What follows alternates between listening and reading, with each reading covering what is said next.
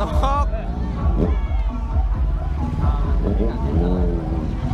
มาเล่นนอกมาเอาบ่เล่นอยู่บ่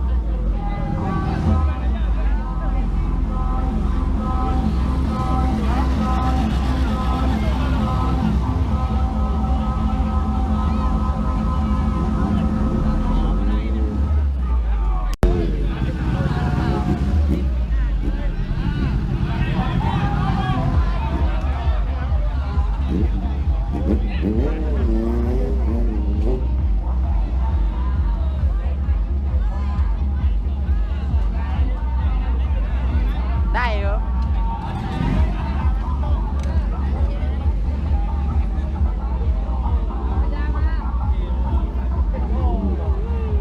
แม่ชาติทหารกลัวอะไร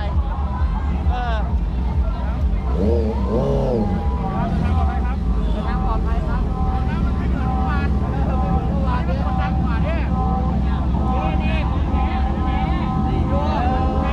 ขอไม่เหมือนวานโอ้จัดดินิดนึงนะไม่นิดนึงพี่เขาควรจะโดนขยมนะครับขยมนะครับขยมนะครับขยมนะเดี๋ยวขยมนะครับขยมนะครับขยมนะครับขยมนะครับมันไม่เห็นล้อไม่เห็นล้อ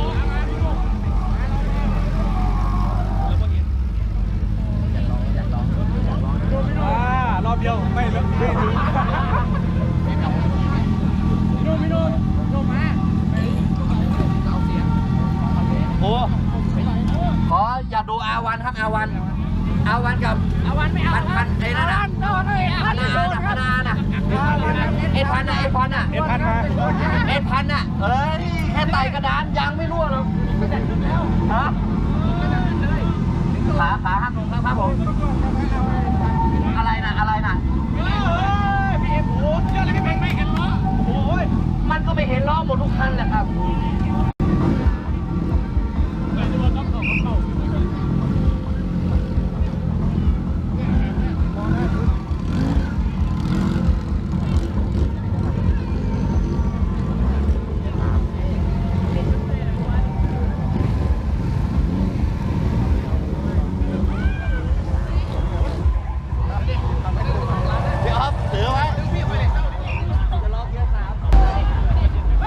โอเคฮะพักเที่ยงนี่นะฮะของกินที่ได้วันนี้นะมาด้วยกัน2 คนเนี้ยเนี่ยนะฮะข้าวเที่ยงกล้วยไม่ใช่ตัวแล้วก็จะเป็นรายการประกวดรถครับตอนนี้เขากำลังประกวดกันอยู่นี่ฮะน้องๆดันโลมากันเยอะเลยสวัสดีครับผมมาจากไหนกันนี่บึงกาฬเลยโอ้ได้เข้าประกวดไหมนี่เข้าครับ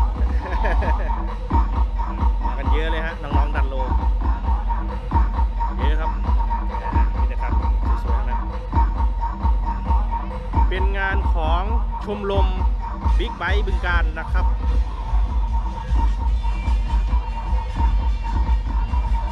เยอะมาก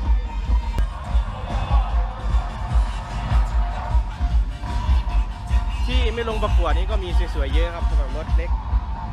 รถมินิไบค์ไม่ได้ลงประกวดนี่ก็มีสวยๆเยอะครับผมเดี๋ยวเราไปดูรถที่เข้าประกวดกันดีกว่า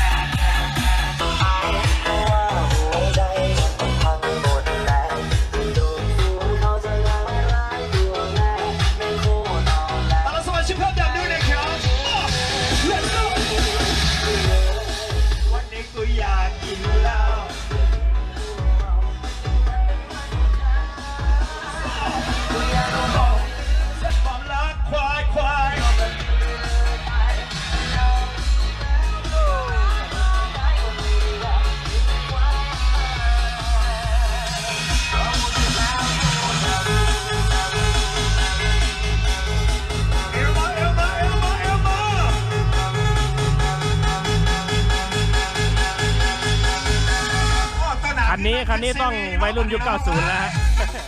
มาดูยุค 90 ต้องรุ่นนี้ฮะ อีแม่ข่อยไม่ได้จะไม่ได้มาคลิปอีแม่ข่อยว่า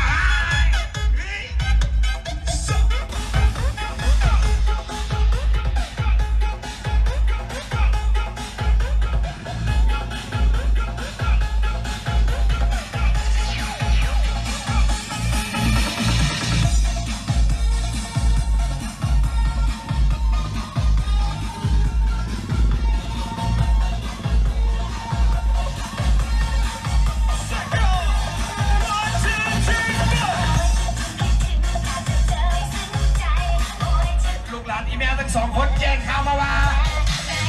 หายังมาเสาปวดเลยว่าสัตว์เนี่ยวันที่30พอกันไหมว่าสัตว์เนี่ย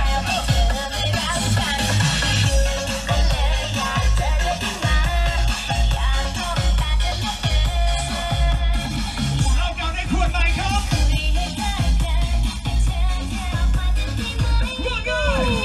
ยอดนะ โอเคครับ